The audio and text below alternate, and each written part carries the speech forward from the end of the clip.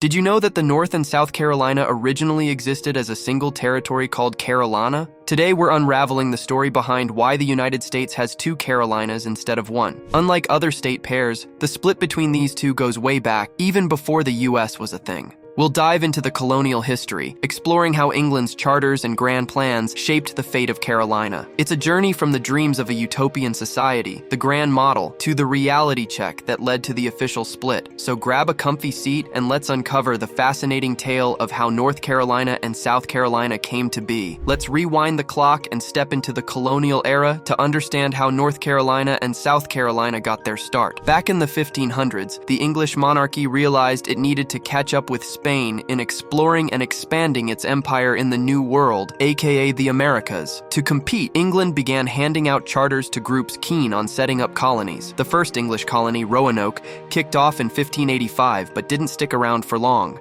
By 1590, the whole settlement vanished mysteriously. England, undeterred, continued dishing out charters for more colonies along the east coast of what is now the modern United States. Now, here's where the Carolinas enter the stage. In the 1620s, there was this big territory called Carolana, stretching from Albemarle Sound in present-day North Carolina to the St. Johns River down south. Unfortunately, Carolina struggled to compete with colonies like Virginia and Massachusetts due to funding and resource issues. Even though it didn't become a super success, Carolina was the starting point that eventually led to the birth of North Carolina and South Carolina. Alright, let's keep this history train chugging along. After the Carolina colony hit a few bumps and bruises, we found ourselves in a bit of a colonial limbo. King Charles I, who started this whole journey, got the chop in 1649, and the original charter guy, Sir Robert Heath, ran off to France. So, the land was left without an owner or ruler. But fear not, in 1663, King Charles II swooped in and issued a brand spanking new charter to a group of 8 English noblemen called the Lord Proprietors. These guys were rewarded for supporting Charles II's efforts to regain the throne, and they got control of the land once known as Carolina. It was like a colonial makeover. This new charter gave the Lord Proprietors control over the land from the southern border of the Virginia colony down to about 31 degrees north. Why? Well, to create a buffer between successful Virginia and the Spanish colony in Florida, preventing the Spanish from sneaking north. Now, one of the Lord Proprietors, a big shot named Lord Shaftesbury, had grand plans for this newly named province of Carolina.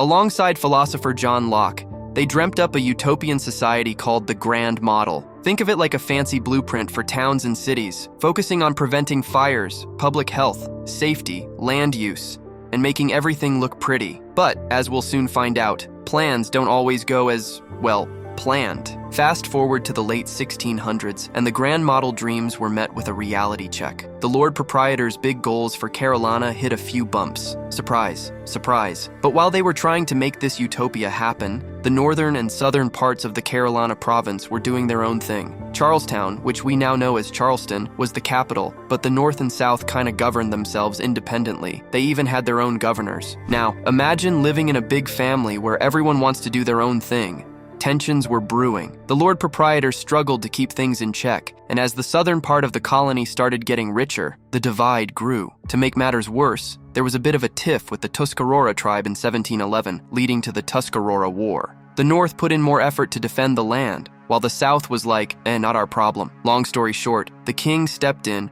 reclaimed the southern part of Carolina for the crown in 1719, and officially split the province into North Carolina and South Carolina. And just like that, we have 2 states instead of 1. Hold on, because this is where things are about to get interesting. So, Lord Shaftesbury, along with his sidekick, John Locke, had big dreams for the province of Carolina. They weren't just looking to build any old towns. They wanted a utopian society, and they called it the Grand Model. Now, what's this Grand Model all about? Picture it like a super detailed plan for how towns and cities should be set up. They were thinking about everything, making sure places were resistant to fires. London had a close call in 1666, keeping people healthy and safe, and making the whole landscape look nice. It was like city planning on steroids, but in the 1600s. But, as they say, the best laid plans often go astray. In the case of Carolina, the Grand Model didn't quite become the utopia they hoped for. Reality had other ideas, and the divide between the north and south parts of the colony kept growing. Now, let's talk about the slow simmering that eventually led to the Carolina split. There wasn't one big event that caused it. Instead, it was like a pot of water slowly getting hotter until it boiled over. First up, there was the Tuscarora War in 1711. Picture this: British settlers squaring off against the native Tuscarora tribe in North Carolina. The tribe wasn't thrilled about having their land taken, as you'd expect. The North put in more effort and resources to deal with the situation, while the South was kind of like, not our problem, mate. And here's the kicker. Because the Carolina province was ruled by 8 different lord proprietors, deals made with the tribe in the North could be overruled or ignored by the South. It's like trying to play a game with 8 people, and everyone's got their own rules. This Tuscarora tiff created tension between the North and South. They weren't exactly singing Kumbaya together. Plus, the lord proprietors were struggling to keep things in check, and the southern part of the colony was raking in more wealth. So when the king decided he had seen enough chaos and reclaimed the southern part of Carolina for the crown in 1719, it was the official breakup. North Carolina and South Carolina were no longer a package deal, and there you have it, the not-so-smooth ride from dreams of utopia to the split that gave us 2 Carolinas instead of 1.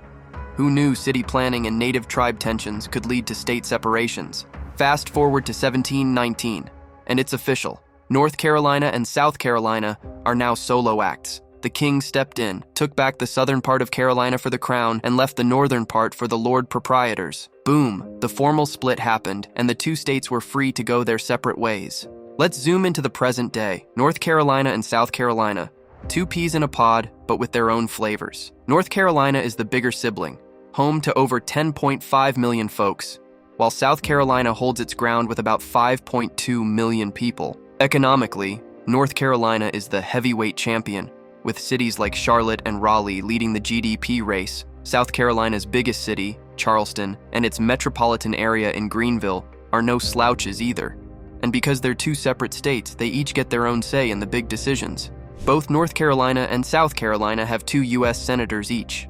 In the House of Representatives, North Carolina boasts 14 representatives, while South Carolina has 7. It's like having 2 teams in the game, each with its own players, but all playing under the same American flag. So, they're doing their own thing, growing in population and making their mark in the grand U.S. landscape. And there you have it, the tale of how we ended up with not 1 but 2 Carolinas. A journey from a dreamy grand model to a split caused by wars, tensions, and a bit of royal intervention. Today, North Carolina and South Carolina stand tall as separate states, each with its own story to tell. They've come a long way from the colonial days and are thriving in the diverse tapestry of the United States. So, whether you're soaking in the vibes of the Tar Heel state or enjoying the southern charm of the Palmetto state, remember, it all started with a dream and a split that gave us the dynamic duo of North Carolina and South Carolina. Thanks for joining this historical ride, and until next time.